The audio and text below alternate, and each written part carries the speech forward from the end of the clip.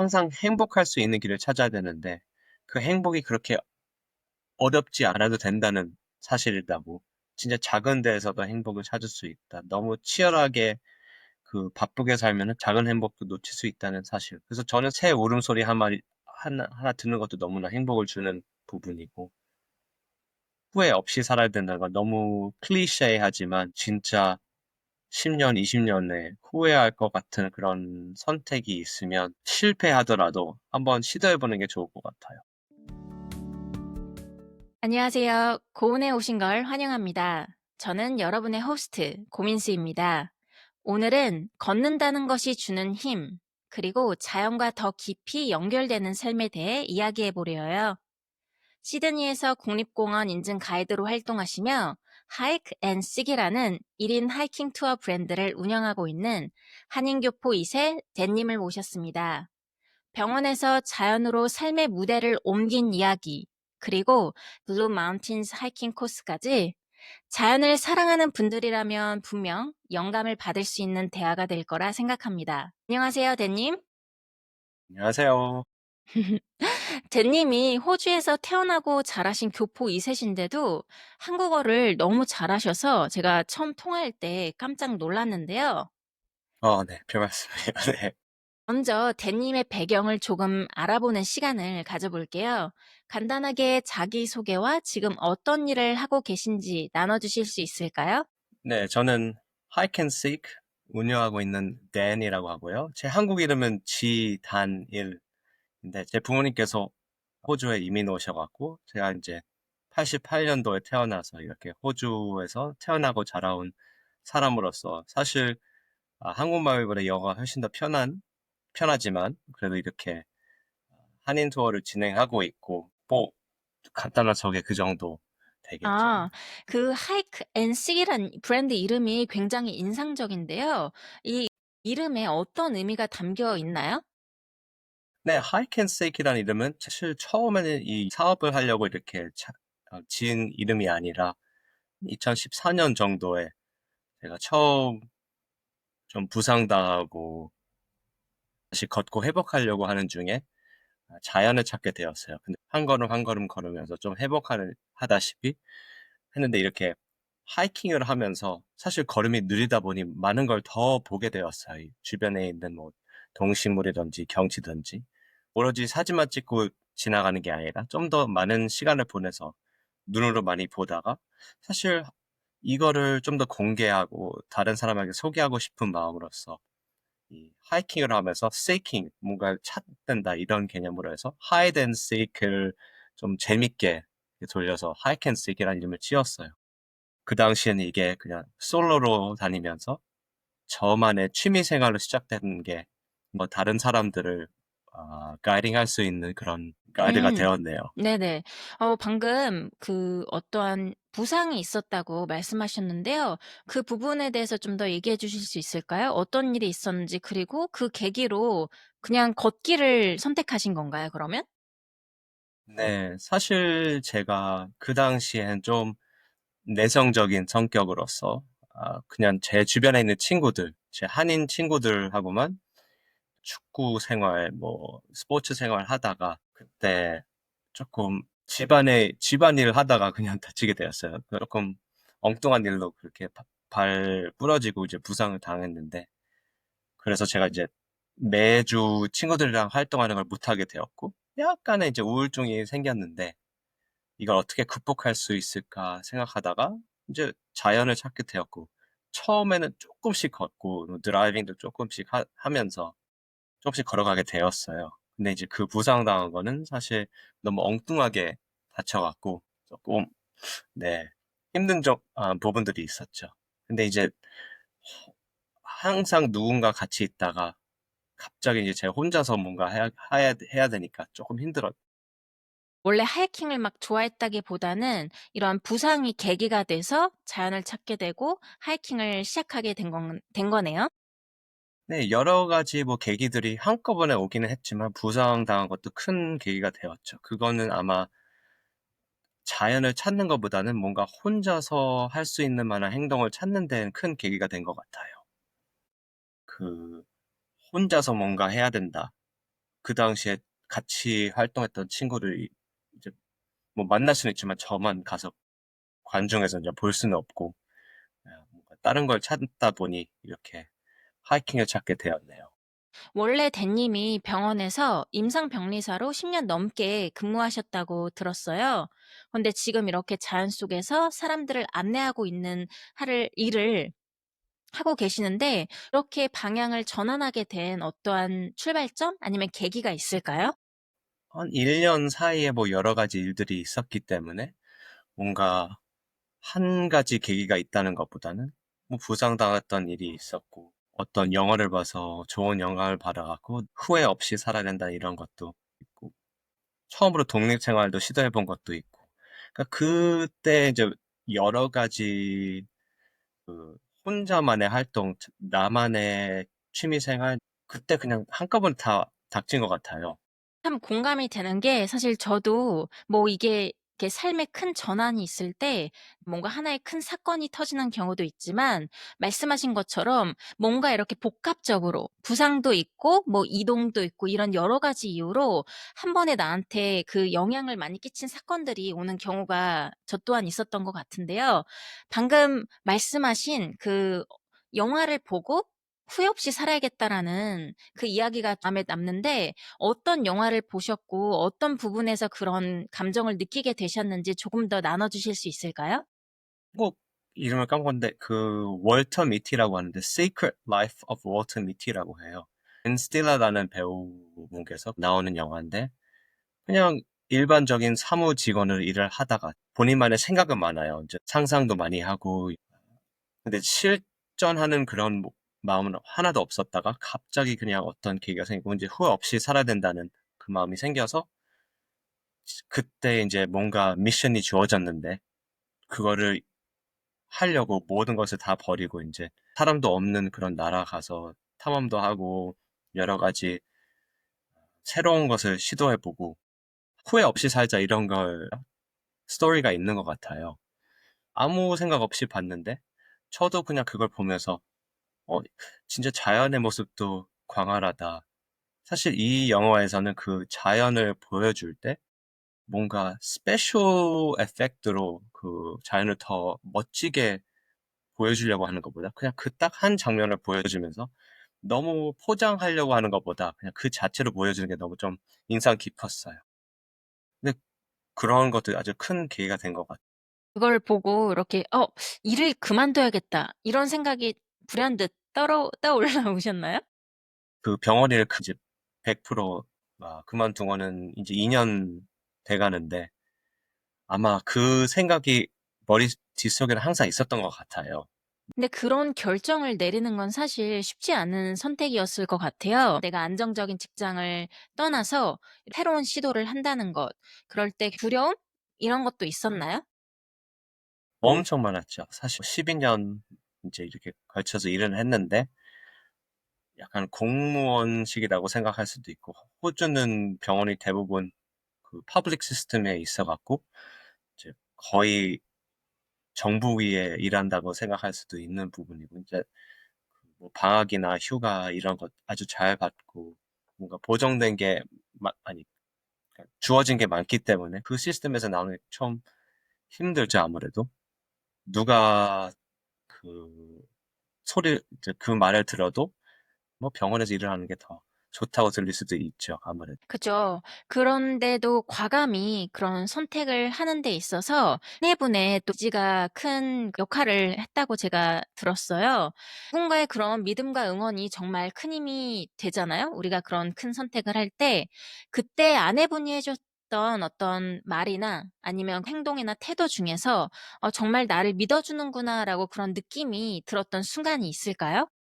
병원에 일을 하면서 제가 코로나 좀 터지기 전부터 한 2020년 초쯤에 이 일로 진행해 와서 '될 수 있을까?'라는 생각을 처음 갖게 되었어요. 한 2021년 말쯤에 여기서는 코로나 그냥 없이 살기로 이제 결정을 해서 2021년 11월 달부터 그냥 아무 제한 없이 다니게 되었어요, 호주에서는. 그때부터 그냥 이 시간을 통해서 자격증을 제대로 따고 그런 쪽으로 가보자.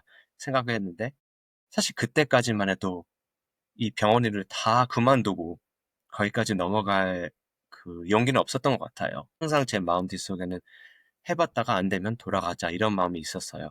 2년 동안은 파트타임으로 병원 일을 그냥 일주일 3, 4일만 일을 하고 그 가이딩 일도 한 일주일에 하루 이틀 하면서 그렇게 진행을 하다가 이 발전이 안 되고 진도가 안 나가기 때문에 사실 와이프와 좀 상담을 하고 마음속에는 병원 일을 그만둬야 어떻게 이제 좀 더 프로그레스 있지 않을까 생각해갖고 그 당시에 이제 와이프께서 아주 큰 힘을 주고 저에게 큰 신뢰를 했던 게 이거 한 번도 도전해보지 않고 후회하면서 사는 거 보고 싫다고 그래서 진짜 거의 1년 시간을 주었어요.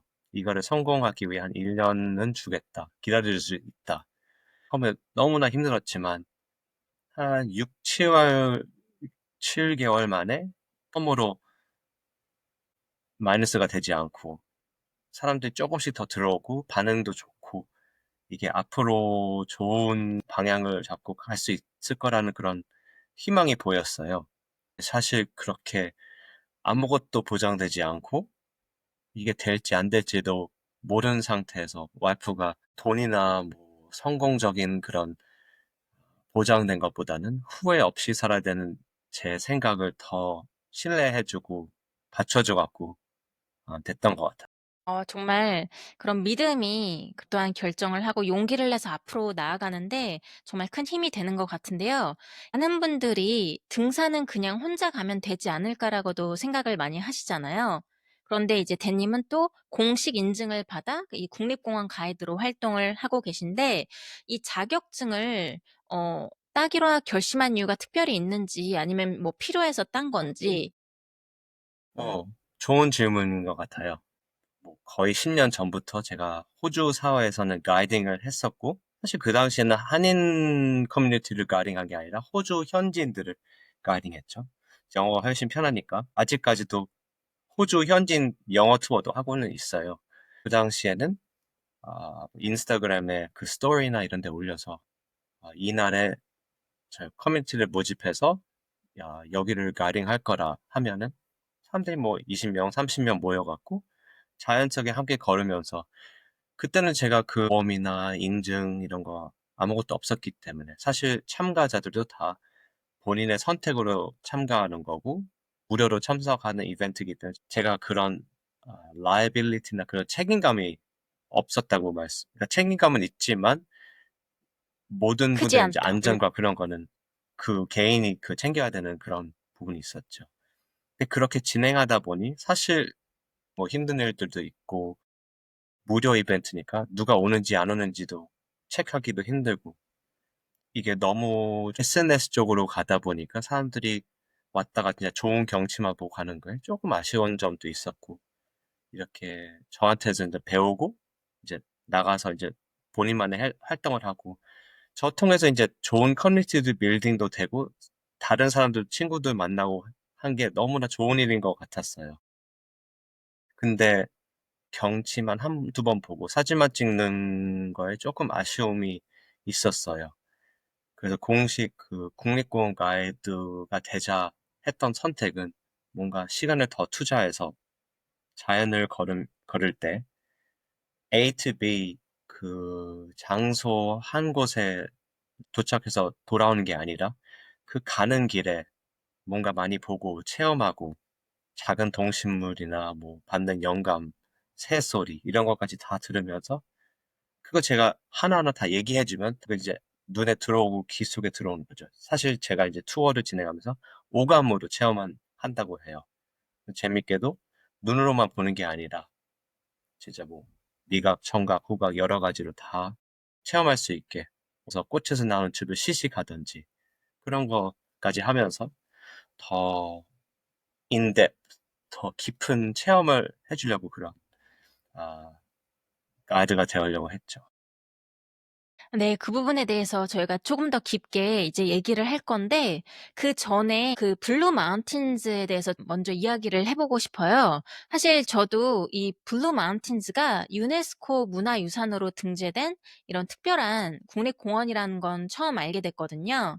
댄 님이 이 블루 마운틴즈에서 느낀 매력이 어떤 걸까요? 블루 마운틴스뿐만이 아니라 모든 호주 자연에서 이제 받은 그런 생각이고, 사실 블루 마운틴즈는 너무나 저에게 또 중요한 이유는 접근성이 아주 좋고, 근데 이제 이 블루 마운틴이 면적으로 따졌을 때 서울의 면적 4배 되고 어마어마하게 넓은 곳이에요. 그렇게 넓은 곳에서 사람들이 이제 보통 아주 작은 한 지역만 가게 돼 있기 때문에 좀 더 다양한 모습을 보여주고 싶어서 이제 블루 마운틴스를 이제 소개하고는 있는데, 보통 사람들이 생각하는 그 유명한 관광지보다 블루 마운틴스에서 체험할 수 있는 게 너무나 많아요. 약간 겉핥기식으로 그 한두 곳만 보고 가는 게 너무나 아쉬워서.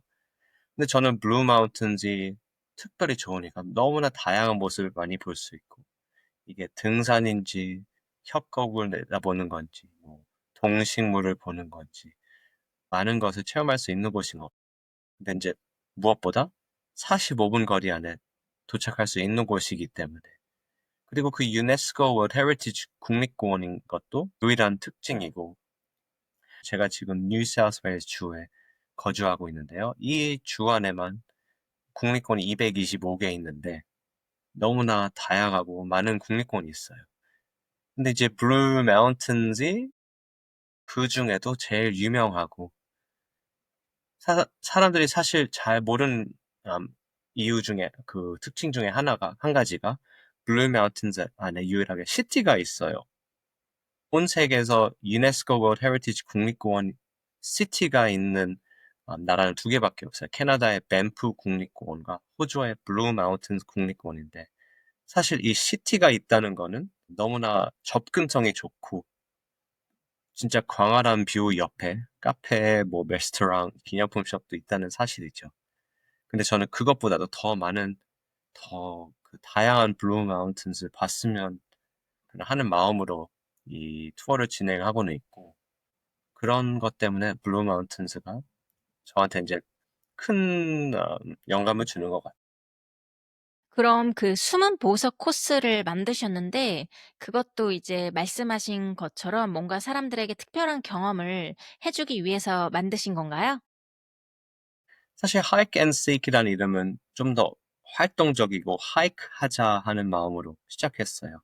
숨은 보석 투어에서는 그 많이 걷다기보다는 가볍게 걸으면서 그 자연 안에서 시간을 더 투자하는 마음으로 진행을 하고 있어요. 이 투어 시간이 한 11시간 소요 시간이 되는데, 그 중에 한 적어도 5시간은 자연 안에서 시간을 보내면서 걷는 게 덜 하지만 오감으로 체험할 수 있는 그 시간이 더 길어지는 거죠.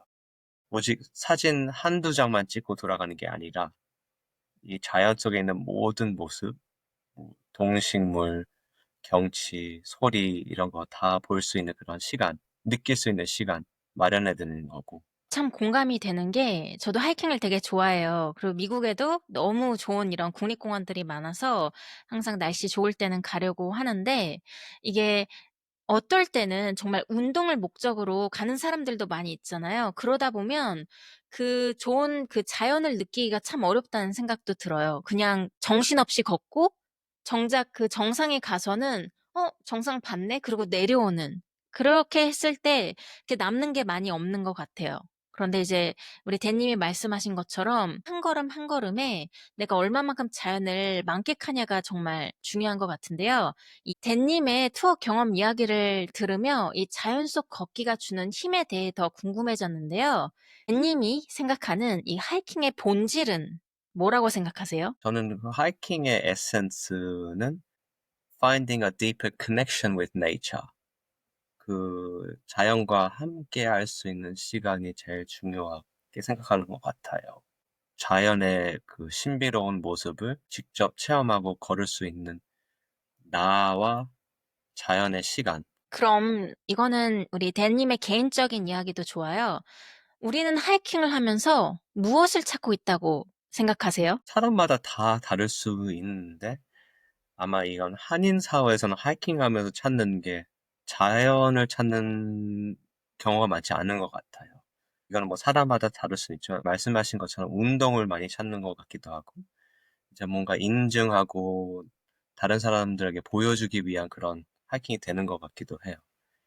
그런 시간이 되지 않으면 좀 바쁘지 않게 여유롭게 다녀야 되기도 하고 뭔가 자연에 대한 커넥션을 더 얻고 싶으면 다른 데에서 disconnect, 떨어지는 게 또 있어야 돼요. 그런데 산 타면서도 전화도 계속 보고 문자도 답장하고 하다 보면은 그 society 사회에서 disconnect는 없고 그걸 통해서 마음이 거기에 아직 붙어 있기 때문에 자연에게 투자할 수 있는 그 시간은 계속 줄어드는 것 같아요. 조금 힘들 수도 있지만 뭐 한 6시간 동안 전화 내려놓을 수 있다.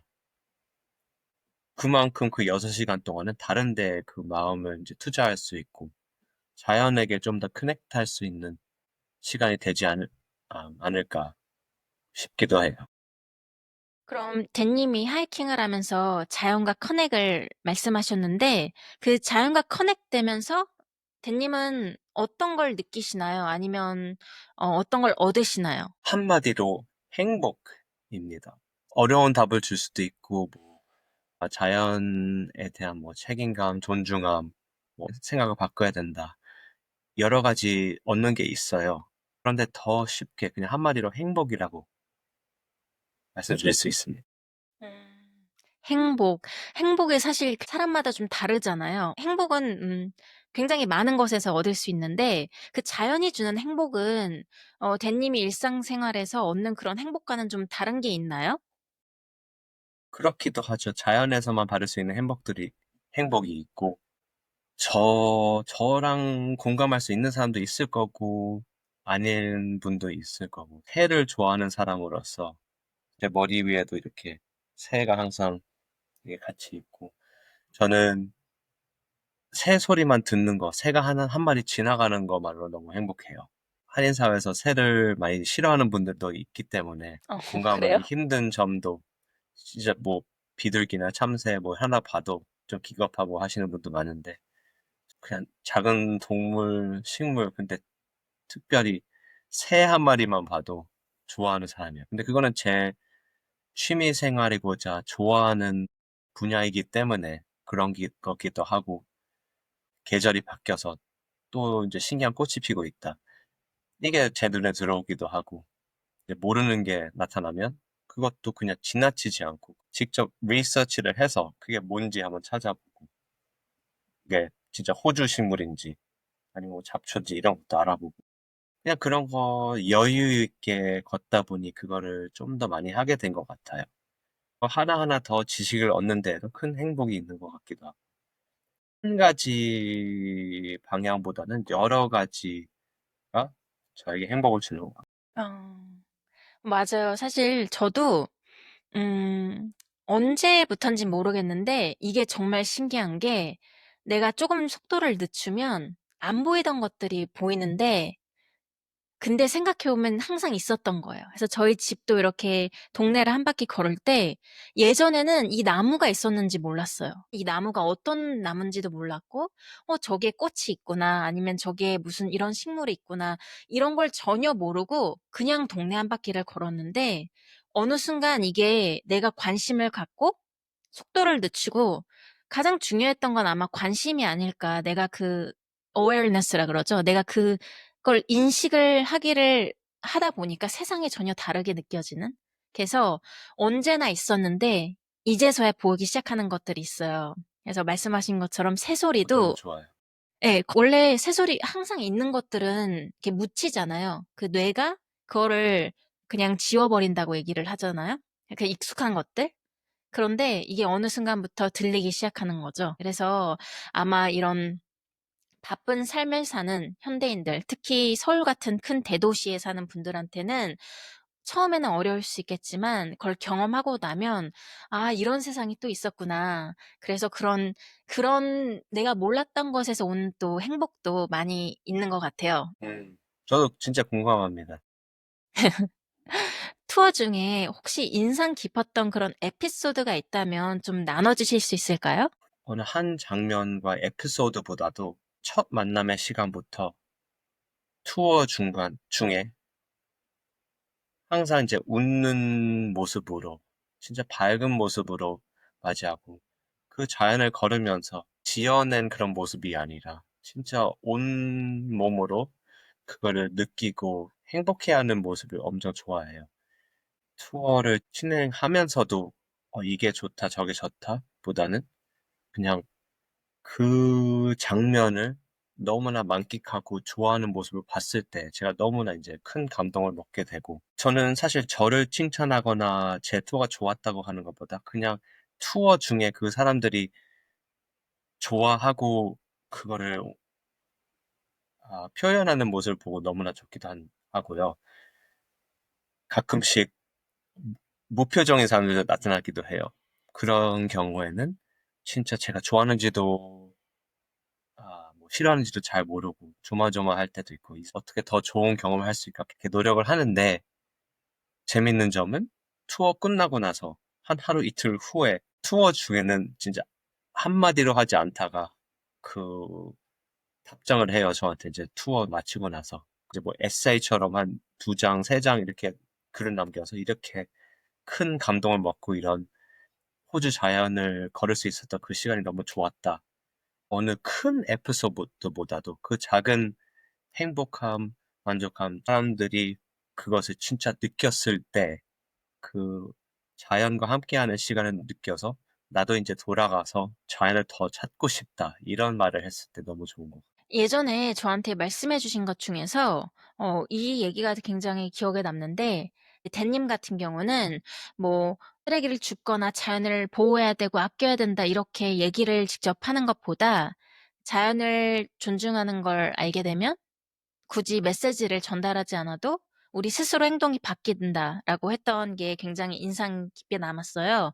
이 부분에 대해서 조금 더 얘기를 해 주실 수 있을까요? 네, 이 부분이 조금 controversial하다고 할 수도 있는 게, 사실 너무나 열심히 시간을 투자하고 온몸에 힘을 써서 활동하시는 분이 많아요. 뭐 쓰레기를 줍든지, 동물 보호하든지, 자연 그 친환경에 좀 더 가까워질 수 있도록. 사실 그런 걸 하고 있지 않는 저로서는 그 사람들이 하고 있는 아, 일에 포지션을 낮추면 안 될 것 같아요. 그래서 그 사람들이 하는 일이 아주 훌륭하다고 먼저 알려드려야 하는 게 중요한 것 같아요. 그런 분들이 많기 때문에 저는 항상 저만의 길을 걷는 걸 중요하게 생각해서, 저도 자연을 존중하고 그런 거 지키면 좋을 이제 마음, 어떻게 전달하면 사람들이 그런 걸 더 할 수 있을까 고민을 많이 하다가, 저는 그 쓰레기를 이제 같이 줍자, 잡초 뽑자, 분리수거 좀 더 잘하자, 이렇게 얘기하는 것보다 자연을 함께 걸으면서 그 동식물 하나하나 다 알아가고 자연과 좀 더 가까워지는 그 시간을 주면은 본인도 모르게 스스로 더 가까워지는 걸 느껴지고, 자연을 더 존중해야 되는 마음을 저절로 생기게끔 이 투어를 진행하고 있고, 저는 사람마다 다 성격이 다르고 있기 때문에 여러 가지 그 전달할 방법이 있어야 된다고 생각하고, 어느 사람한테는 쓰레기 주워라 하는 게 맞는 것 같고, 근데 어느 사람들한테는 자연이 진짜 소중하고 아껴야 되는 존재다.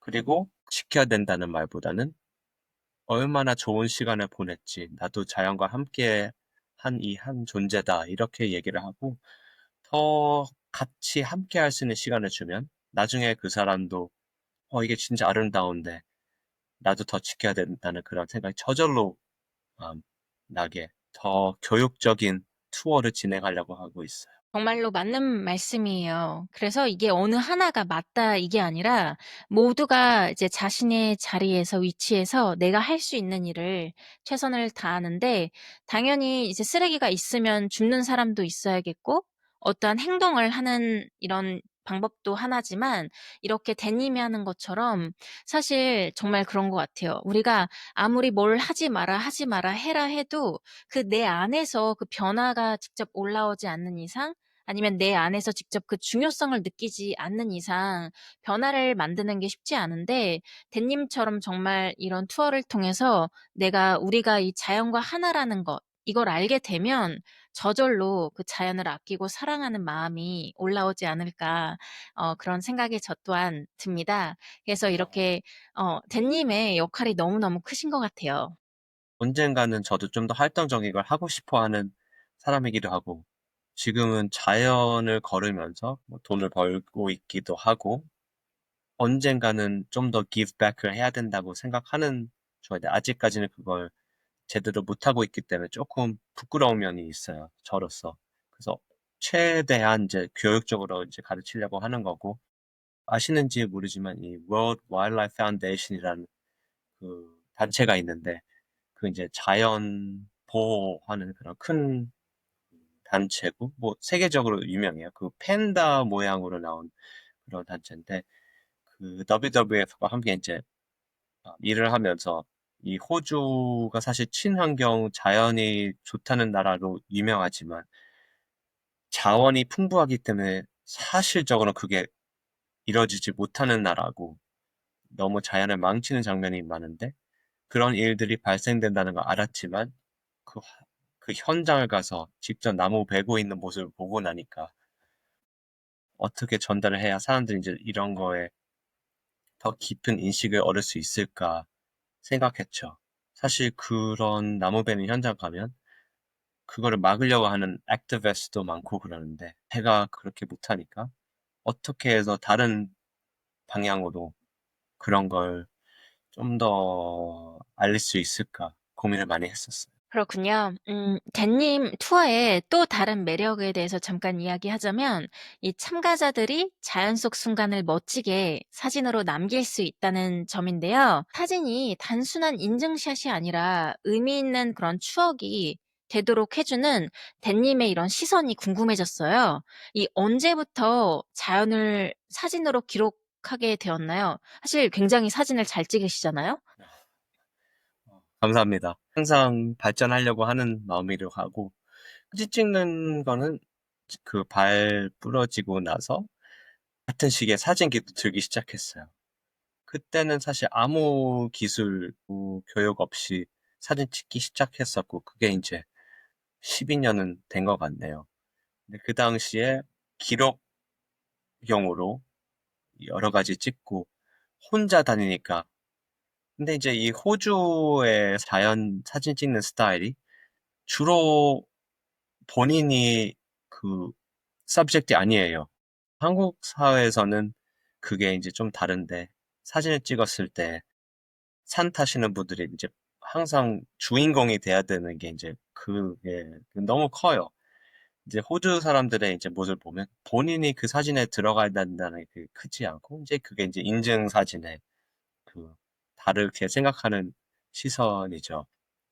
처음에는 이제 이 자연 풍경 사진만 찍다가 나중에는 걷다 보니 이제 좀 더 그 동식물 쪽으로 사진도 많이 찍게 되었고, 가다 보면서 더 시간을 많이 투자하고 사진 기술 더 배우려고 어, 그 사진 작가들과 이제 많이 다니기 시작해서 뭐 노을, 일출, 별 보기 이런 사진들을 많이 찍게 되었어요.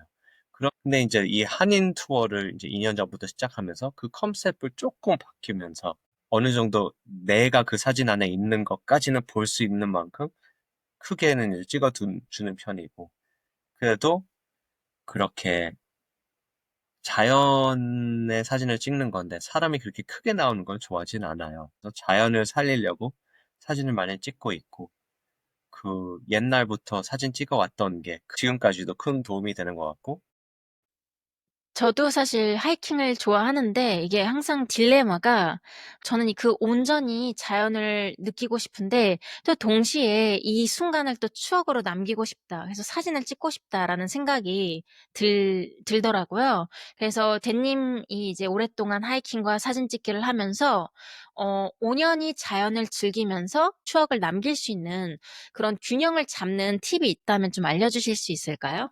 제가 이제 투어 중에 스냅 사진을 남겨주고 하는 그런 이유도 본인의 휴대폰을 내려놓고 제가 사진을 찍어주면은 그 자연 안에 있는 그 느낌 받을 수 있고 좀 더 자연에 있는 시간을 더 할 수 있지 않을까 싶어서 그렇게 진행을 하고 있고 사진은 나중에 찍어도 되니까 먼저 눈으로 보는 걸 추천하는데 사실 그게 본능적인 게 아니기 때문에 힘들기도 해요. 그래서 아무리 제가 그렇게 얘기해도 많은 한인분들은 습관적으로 휴대폰이 먼저 나오는 편이긴 합니다. 그렇지만 저는 꼭 추천하는 거는 거기 찍고 바로 갈 게 아니니까 먼저 눈으로 보고 그거를 느끼고 뭐 나중에 사진 찍어도 되니까 그런 걸 추천하는 편이에요. 댄님의 인스타그램을 보면 이 사진이나 짧은 글 하나만 봐도 그 안에 담긴 진정성이 느껴지는데요. 사실 SNS라는 게 보여주고 드러내고 이러한 것들이 굉장히 강하잖아요. 그 성격 자체가. 그래서 인플루언서의 삶이 언제나 그 진정성이 있는 삶으로는 지속되기가 어렵다는 점이 한 가지인 것 같아요. 댄님 같은 경우는 그걸 어떻게 참 밸런스를 맞추시는지, 어떻게 이런 진정성을 우선시하는지. 네. 예전에 함께 얘기해봐서 서로 공감하는 부분이기도 한 것 같아요. 이 네, 부분에서. 맞아요. 네, 거의 이 12년 전부터 이 journey라고 얘기를 하면은 한 절반 정도는 제가 SNS에 진짜 시간을 어마어마하게 많이 투자하고 알고리즘도 체크하고 누가 라이크하고 서로 메시지를 주고받고 누, 이제 그 포스트가 이제 떠오르면 그런 거 다 하나하나 다 코멘트 남겨주고 이제 서로 이렇게 도와주고 이러는 걸 너무 중요하게 생각해서 하루에 뭐 4시간, 5시간 이상 그런 인스타그램에 시간을 투자해서 사실 이 호주 사회에서 좀 유명하게 되었죠. 근데 이게 사진만으로서만이 아니라 다른 사람도 이제 자연 찾는 사람이 있으면 그분의 사진들도 이쁘다고 이렇게 봐주고 서로 이제 얘기도 나누고 제일 문제되는 점이 이게 삶의 질이 그렇게 좋지 않고 제가 하고 싶은 거는 자연을 걷고 싶고 거기에 시간을 투자하고 싶은데 자연을 걷는 거는 이제 뭐 일주일에 한두 번 가게 되고 인스타그램에 보내고 사진 이거 편집하고 코멘트하는 시간이 매일 4시간, 5시간이 되니까 포스팅할 때도 제가 올리고 싶은 것보다 다른 사람들이 좋아할 만한 거 그런 거 끌리는 사진들 많이 올리기 시작했어요. 진짜 좀 오랜 시간, 몇 년 동안 했었죠. 그러니까 그런 거 사진 한번 올려서 진짜 잘 뜨면 뭐 좀 더 감정도 좋아지고 행복해지고 그 라이크 수가 떨어지고 누가 잘 못 보면 조금 뭘 잘못했나 다음에는 어떻게 바꿔야 이걸 극복할 수 있을까 이런 생각을 했었는데 한 코로나 조금 전부터 그렇게 하면 안 되겠다 싶어갖고 이 포스팅이 잘 안 되고 신청자 아니면 뭐 구독자 뭐 그런 게 음. 다 떨어지고 해서도 제가 올리고 싶은 거를 올려야 제 자신이 부끄럽지 않고 진정한 저를 드러낼 수 있기 때문에 그렇게 바뀌었어요. 그렇게 바꾸는 순간 알고리즘이 망쳐지고 모든 게 다 떨어지기 시작했죠. 그거 걱정하는 게 이제 포기한 순간 제가 좋아하는 걸 올리게 됐고 그때부터 제가 진짜 좋아하는 새 사진도 많이 올리게 되었고 인스타그램에 활동을 많이 하지 않는 편이에요. 그래서 뭐 포스팅도 한 달에 두세 번 할까 말까 하고 있고 의무적으로 한다기보다는 그냥 내킬 때 한 번씩 올리는 거고 누구에 맞춰서가 아닙니다. 그냥 제가 좋아하는 거 올리게 됐어요. 그 사실 어떻게 말하자면 실패하고 뭔가 떨어졌다는 느낌을 그런 걸 통해 더 행복해지고 좋아졌어요. 참 공감이 되는데요. 쉽지 않지만 특히 제 길을 가는 게 근데 결국은 우리가 이런 시도를 통해서 진짜 내가 원하는 걸 알게 되고 그냥 나만의 길을 갈 줄 아는 용기도 필요한 것 같아요. 댄님이 그렇게 소셜 미디어에 쏟는 시간을 줄임에도 불구하고 지금 어떠한 브랜드들과의 이런 파트너십도 이루어진 걸로 알고 있거든요. 네. 브랜드 이름을 말해도 되나요? 네, 그래도 됩니다. 네, 그래서 아크테리스 맞나요? 제가 제대로 말했 아크테릭스. 네. 아크테리스. 그래서 네. 저도 그 브랜드를 잘 아는데 이 아웃도어 브랜드에서 굉장히 유명한 걸로 알고 있어요. 저는 비싸서 잘 알고 있어요. 사고 싶은데 사지 못하는 브랜드. 근데 그렇게 큰 브랜드, 유명한 브랜드와 이렇게 또 콜라보를 하고 협업을 하고 파트너십을 맺으면서 이 데님만의 길을 또 가는 게 굉장히 영감을 많이 주는 것 같아요. 그런 그 숫자에 연연하는 이런 시대 속에서도 이렇게 내 진정성을 가지고 하다 보면 또한 나랑 맞는 그런 브랜드들과의 협업도 이루어지는구나. 그 부분 좀 짧게 얘기해 주실 수 있나요? 네, 당연히 얘기할 수 있죠. 아크테릭스랑 파트너십 맺은 거는 이제 2년 조금 넘어가고 있고, 그거 좀 공식으로 계속 이어지는 식으로 올해부터 시작했어요. 이제 2년 전에 제가 이제 다른 호주 그 하이킹 미디어에서 포드카스팅을 이제 한번 어, 초대받아서 그렇게 그런 인터뷰를 한번 했었어요. 그 당시 스폰서가 아크테릭스였어요. 사실 저는 그거 알고서 한 게 아니라 그렇게 했는데 그때 이제 처음 아크테릭스와의 조금 뭐 인연이 생겼다는 사실이죠. 직접 아크테릭스와 얘기한 적은 없고 그 팟캐스팅을 스폰서한 사람으로서 그때 처음으로 아크테릭스 옷도 받고 뭐 신발 받았었어요. 저도 아크테릭스 좋아했는데 이런 거 살 만한 돈은 없고 진짜 좀 비싼 브랜드이기 때문에 근데 이제 퀄리티는 아주 좋긴 해서 갖고는 싶어 했죠. 이렇게 하다가 진짜 운 좋게 한 4달, 5달 후에 이 아크테릭스이 시드니에서 이제 처음으로 그, 그 숍도 열 거고 호주에서 이제 발걸음 이제 시작할 거라는 사실을 알게 되었는데 아이템들만 파는 것보다 커뮤니티 빌딩을 크게 생각하는 그런 길로 나갈 결심을 했어요. 너무 운 좋게 제가 뭔가 어떻게 해서 눈에 띄었는지 모르지만 아크테릭스의 하이킹 이벤트 뭐 2달, 3달마다 한 번씩을 진행하고 싶은데 그런 걸 가이딩, 리딩 해주고 싶은 마음이 없냐 이런 식으로 저를 접근했었어요. 그런데 제 브랜드, 제 가치관을 살리고 싶기 때문에 그런 큰 브랜드가 오면은 그게 바뀌어지지 않을까 걱정이 많았어요. 그런데 그렇게 얘기를 하고 나서 사실 아크테릭스에서도 제가 진행하는 스타일 존중하고 아무리 어드벤처 브랜드라고 해도 그 좀 교육적이고 자연을 존중하고 그런 걸 다 살리고 싶고 제가 진행하는 스타일로 다 받쳐주고 존중하겠다고 그런 걸 얘기해갖고 사실 저는 믿기 힘든 일이었어요. 그렇게 큰 브랜드가 제 모든 가치관을 다 살려주고 그렇게 받쳐주겠다. 이제 3년째 일을 같이 하고 있는데 호주 자연 그리고 자연과 함께하는 시간을 소개하고 그런 교육받는 시간을 전달하고 있기 때문에 뭐 아직까지 일하고 있지 않을까 싶네요. 그렇군요. 앞으로 이 좀 더 많은 인플루언서 분들이 그렇게 자신의 진정성을 지키면서 자신들의 가치를 알아봐주는 그런 브랜드들과의 그런 협업이 조금 더 많아졌으면 하는 바람입니다. 벤님의 이야기를 들으며 이 앞으로의 방향성과 삶의 중심에 대해 좀 더 궁금해졌는데요. 이 일을 계속하게 만드는 이런 진짜 이유가 뭐라고 생각하세요? 제가 너무 좋아하는 분야이기도 하고 사실 제 취미 생활을 일로 할 수 있다는 그 privilege? 이런 거를 라이트하게 생각하진 않아요. 감동적이고 하고 싶지 않은 일 하시는 분도 많은데 이렇게 제가 너무나 좋아하는 걸 소개할 수 있는 시간 이렇게 매일매일 보낼 수 있기 때문에 저는 너무 좋게 생각하고 지금 2년째 풀타임으로 넘어와서 온 시간을 이 hide and seek에 투자하고 있는데 지금까지 그 재밌고 좋아하는 그 감정 변함없이 어떻게 더 발전하고 나갈 수 있는 것만 생각하고 있어요.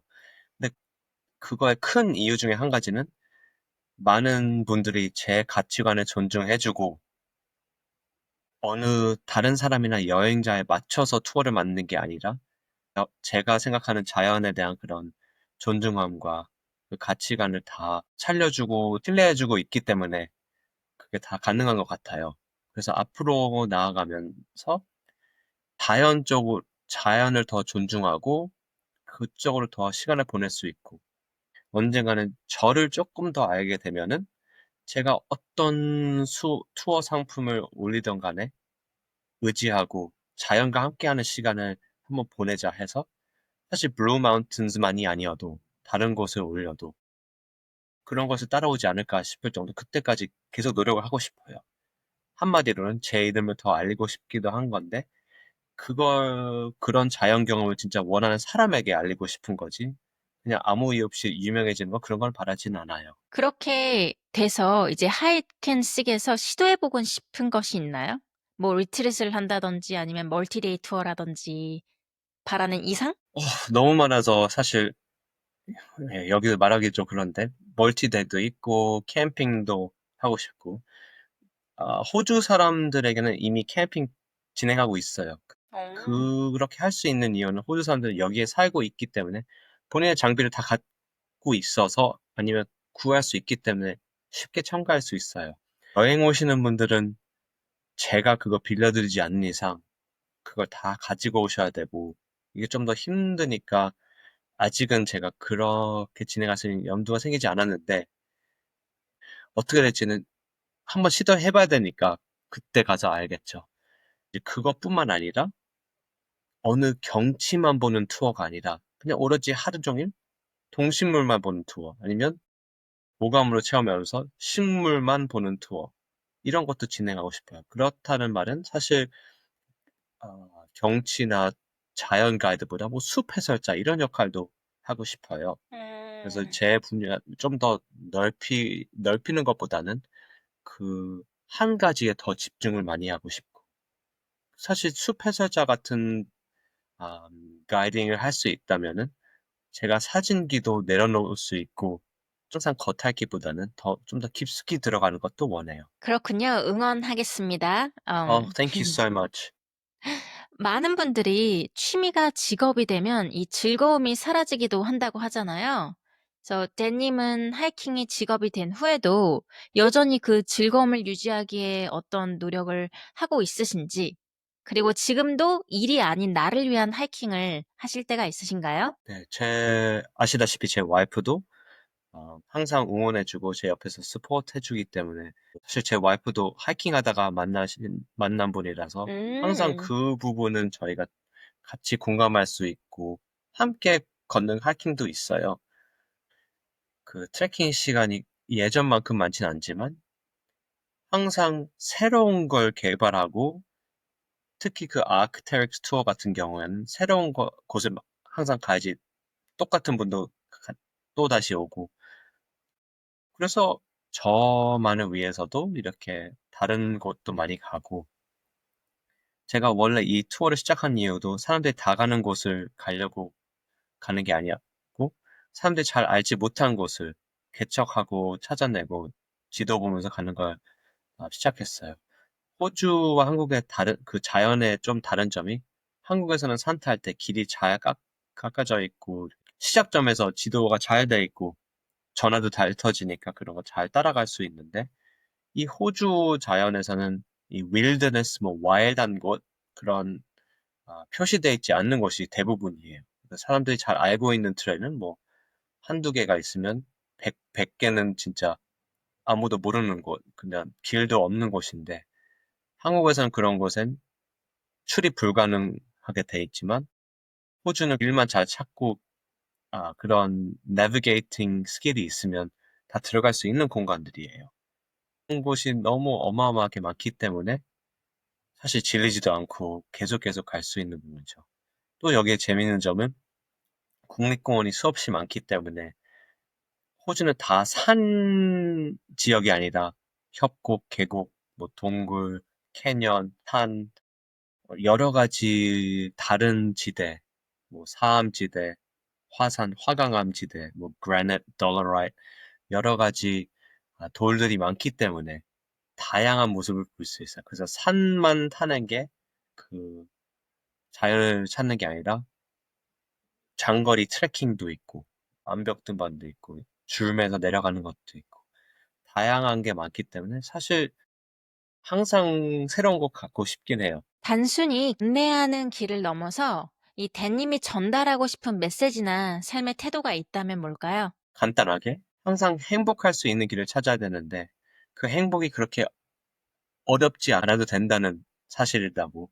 진짜 작은 데에서도 행복을 찾을 수 있다. 너무 치열하게 바쁘게 살면은 작은 행복도 놓칠 수 있다는 사실. 그래서 저는 새 울음소리 한 마리 하나 듣는 것도 너무나 행복을 주는 부분이고 한 가지 더는 후회 없이 살아야 된다는 건 너무 클리셰하지만 진짜 10년, 20년에 후회할 것 같은 그런 선택이 있으면 실패하더라도 한번 시도해보는 게 좋을 것 같아요. 그래서 저도 사실 실패한 적이 너무너무나 많지만 너무 다행히 이 hike and seek를 좀 leap of faith를 가져서 시도해본 건데 이것만은 아직까지 실패하지 않아갖고 럭키하기도 하고 열심히 하는 보람을 느껴지는 부분이에요. 근데 항상 후회 없이 사는 게 중요한 거. 오늘 이야기를 듣고 이 댄님의 투어에 관심이 생긴 분들도 많이 계실 것 같아요. 댄님을 찾을 수 있는 방법이나 투어 참여 신청은 어떻게 하면 될까요? 여러 가지 방법들이 있는데 제일 쉬운 방법은 hike and seek이라고 뭐 인스타그램에서 찾을 수 있고 근데 이제 한인분들께서는 제가 지금 운영하는 그 투어들은 마이리얼 트립이라는 그 플랫폼에만 올려져 있어요. 그 마이리얼 트립에서 hike and seek을 찾으면 혹은 호주 뭐 시드니 투어 이런 거 찾으시면 찾아볼 수는 있어요. 네, 제가 링크 걸어 놓도록 하겠습니다. 설명란에. 이제 마지막으로 댄님을 좀 더 가까이 느낄 수 있는 짧은 질문들 드릴게요. 편히 대답해 주시면 됩니다. 하이킹 전 꼭 하는 루틴이 있다면? 하이킹 전 꼭 하는 루틴은 항상 뭔가 많이 먹습니다. 꼭 해야 되죠. 필요한 그런 네, 루틴. 많은 분들이 아침 먹지 않는데 저는 꼭 먹어야 하이킹은 나에게 블랭크이다. 행복이다. 행복이다. 우리 마지막인데요. 혹시 좀 더 말하고 싶은 부분 있나요? 더 얘기하고 싶은 것? 저는 너무 심플한 메시지긴 한데 살아가면서 나만의 행복을 찾고 나를 좀 더 존중하는 그런 누구 다른 사람이 같이 하는 거 찾는 것보다 그냥 진짜 나한테 맞는 걸 찾는 걸 중요하게 생각해요. 이렇게 하지 않은 이상 사실 트렌드가 바뀌면서 내가 하고 싶은 것도 계속 바뀌고 사실 그걸로 인해 정체성도 계속 바뀌게 되기도 하는데 뚜렷한 정체성과 나만이 좋아하는 걸 찾는 걸 중요하게 생각해서 그게 사실 본인의 행복에 더 큰 영향을 줄 것 같아요. 감사합니다. 댄님의 이야기를 들으며 이 보여주는 삶보다 경험하는 삶, 그리고 자연과 하나가 되는 순간이 얼마나 소중한지 다시 한번 생각하게 됩니다. 진정한 연결과 움직임의 의미를 자신만의 방식으로 실천하고 계신 댄님의 여정이 지금 나의 길에 대해 고민하는 많은 분들께 깊은 영감을 주었길 바랍니다. 댄님, 오늘 함께 해주셔서 감사합니다. 우리 시드니에서 만나요. Oh, definitely. 오늘의 대화가 여러분에게도 작은 영감과 용기가 되었길 바랍니다. 오늘 이야기에 공감하셨다면 구독과 공유로 함께 해주세요. 우리의 여정은 계속됩니다. 다음 에피소드에서도 함께 고운해요.